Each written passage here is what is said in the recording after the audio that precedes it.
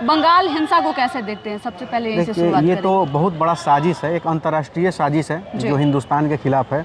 और ख़ास करके यहाँ के मुसलमानों को समझना चाहिए कि जिस देश में आप रह रहे हैं उस देश के प्रति अगर किसी कोई आकर आपको भड़काता है तो आप भड़के नहीं, क्योंकि आप इसी देश में रहते हैं, यही का खाते हैं, यही सब कुछ आपको देता है, हवा पानी सब चीज़ आपको यह देश दे रहा है। और कोई बाहर का अगर स्लीपर सेल एक्टिव होता है और आपके पास आ करके आपको कहता है कि नहीं जगो, तुम ये नहीं हो, तुम्हारा मकसद ये नहीं है, तुम्हारा मकसद कुछ और है, तुम किसी और चीज़ के लिए पैदा हुए हो, तुम्हारे के लिए कुरान में ये लिखा हुआ है। क्या लिखा हुआ है कुरान में? घंटा, कुछ नहीं, नफ़रत कुछ नहीं लिखा हुआ है कुरान में। कुरान में तो केवल मोहब्बत लिखा हुआ है। कुरान में तो खैर अच्छा चीज़ लिखा गया है, तो ये अच्छा चीज़ नहीं पढ़ेंगे। कुरान में कुछ ऐसा चीज़ लिखा हुआ है, उसको गलत तरीके से पेश करके इन लोगों को भड़काया जाता है। अरे भाई मोदी मुर्दाबाद कहो ना, ठीक है, एक मिनट के लिए चलेगा। अमित शाह मुर्दाबाद कहो चलेगा, राहुल गांधी को बेवकूफ़ कहो, पप्पू कहो चलेगा, तेजस्वी यादव को चोर कहो चलेगा, चिराग पासवान को कुछ भी कह दो चलेगा, नीतीश कुमार को पलटू राम कह दो चलेगा, सब चलेगा। लेकिन जब हिंदुस्तान को खंड खंड किया जाएगा ये नहीं चलेगा। अरे हिंदुस्तान ही नहीं रहेगा तो राजनीति का क्या करेंगे? हिंदुस्तान ही नहीं रहेगा तो फिर कुर्सी का क्या करेंगे? अगर भाई मेरे अगर हिंदुस्तान को जलाकर उस आग पर सत्ता की रोटी का सेकने का अगर मनसाब किया है तो ये तो सफल नहीं होने देगा हिंदुस्तान का लोग। हिंदुस्तान के लोग आज भी जानते हैं कि कैसे रहना है। मुग़ल काल बीत गया, अंग्रेज़ का मामला बीत गया, अब वो मामला कभी भी नहीं आएगा हिंदुस्तान में। और मुर्शिदाबाद की घटना से पूरे हिंदुस्तान के लोगों को सीखना चाहिए और अपनी एकता और अखंडता को कभी किसी कीमत पर नहीं टूटने देना चाहिए। सरकार यूपी में जाकर करके दिखाइए ना, आपको पता चल जाएगा 2 मिनट में, सारा गर्मी झड़ जाएगा। लेकिन वहाँ की सरकार वैसे लोगों को आश्रय दे रहा है, वैसे यहाँ की सरकार वैसे लोगों को प्रशिक्षण दे रहा है, बता रहा है, और इतना कांड हो रहा है और मुख्यमंत्री आके कहती हैं कि सब कंट्रोल में, कोई दिक्कत नहीं है। बताइए तो, जितना लोगों का घर जलाया गया है। और एक बात और, जो लोग बिहार में और हिंदुस्तान में जात की बात करते हैं ना, मैं उनको बता देना चाहता हूँ, जाके देख लो बंगाल में के मुर्शिदाबाद में, जाओ देख लो जाके। जाति नहीं पूछ रहा है, देख रहा है हिंदू वधा की व्यवस्था कर दे रहा है, देख रहा है कि हिंदू व्यवस्था कर दे रहा है।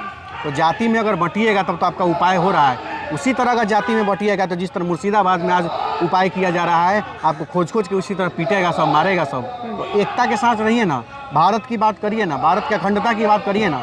आज बताइए ना, वहाँ पे देखा गया है कि किस जात का दुकान है ना, ये बैकवर्ड का दुकान है, इसको मत जलाओ, फॉरवर्ड का है जला दो। ये अति पिछड़ा का, इसको मत जलाओ, ये पिछड़ा का है जला दो।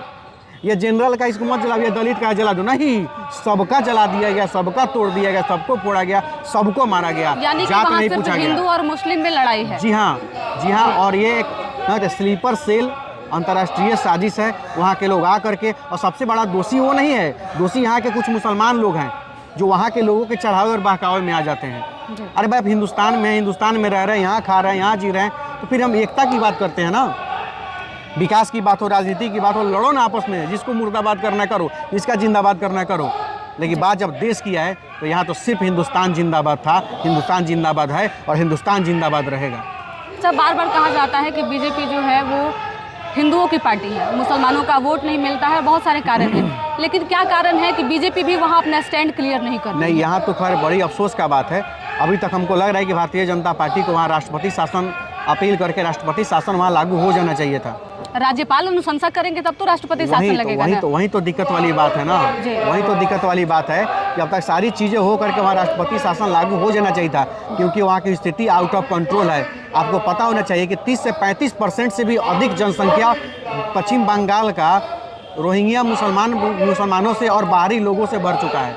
इतना फर्जी लोग हैं, इतना फर्जी, 500 में 1000 में आधार कार्ड बन जाता है, फर्जी आई कार्ड, और उस पर उसको आवास मिल जा रहा है ममता सरकार में, उसको सारी बिजली बिल का कनेक्शन मिल जा रहा है, गैस का कनेक्शन मिल रहा है फर्जी आधार कार्ड पे। तो जो बिजली बिल का कनेक्शन ले लिया, ज़मीन खरीद लिया, सारा चीज़ करके, अंतर्राष्ट्रीय फंडिंग हुआ, पैसा का कमी है नहीं, किसी का ज़मीन खरीद लिया, घर बना लिए, 500 में आधार कार्ड बन जा रहा है, 5,000 में आधार कार्ड बन जाएगा, ज़्यादा महंगा होगा तो 5,000 में आधार कार्ड बन जा रहा है। उस आधार कार्ड से उसका गैस कनेक्शन हो जा रहा है, इलेक्ट्रिसिटी का बिल हो जा रहा है, उसका आधार कार्ड में नाम जुड़िए गया, आधार कार्ड बनिए गया, तो हो गया भारत का नागरिक। और ये सब किसको आश्रय कौन दे रहा है? ममता सरकार। तो ममता सरकार कुर्सी के लालच में एक दिन इतना बंगाल जलेगा, और जिस तरह क्या नाम है, बांग्लादेश से क्या शेख हसीना ना थी, शेख हसीना को भागना पड़ा है, उसी तरह ममता बनर्जी को देख लीजिएगा, पश्चिम बंगाल छोड़ के भागना पड़ेगा, हिंदुस्तान के किसी और राज्य में जाके शरण लेना पड़ेगा। अब देख लीजिएगा, समय आएगा, अभी भी समय है, ममता बनर्जी सुधर जाए। अच्छा। कोई एक घटना बताइए, पूरे हिंदुस्तान की मैं बात कर रहा हूँ, जो किसी मुसलमान के करबला वाले रैली पर दहा जिसको बोलते हैं, करबला दहा वाले रैली पे पथराव कोई हिंदू कर दिया हो? एक घटना हमको बताइए, कहीं का भी एक वीडियो बताइए जहाँ हिंदू जाके घटना को अंजाम दिया हो। अरे भाई मेरे, कोई मतलब नहीं है। हिंदू तो अपने काम में बिजी है, अपने देश में बिजी है, देश सेवा में बिजी है।